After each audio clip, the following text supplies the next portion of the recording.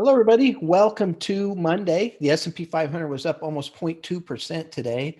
I have two main things that I think are interesting to talk about today. Number one is what's happening with small cap stocks, and number two is what's happening with earnings as a whole. So, first of all, if you look like today, for example, the Russell 2000, which is kind of a smaller company index, was up almost 1.2% today, which is a lot more than the S&P 500.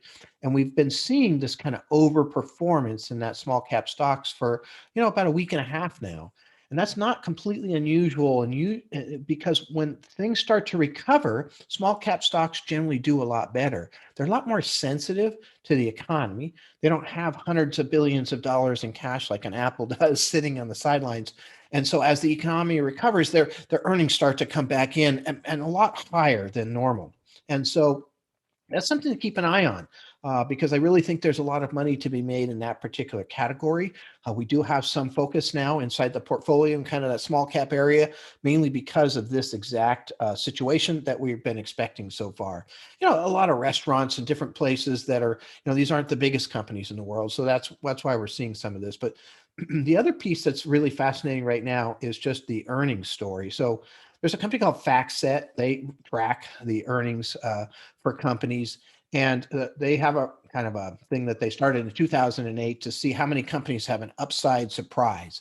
So far, we've had 84% of the companies that reported earnings have had upside surprises, which is a record going back to 2008. We'll see what happens throughout the rest of the earnings seasons. But today's market was kind of flat while it was waiting because we have one of the bigger chunks of earnings coming out right now, Tuesday through Thursday.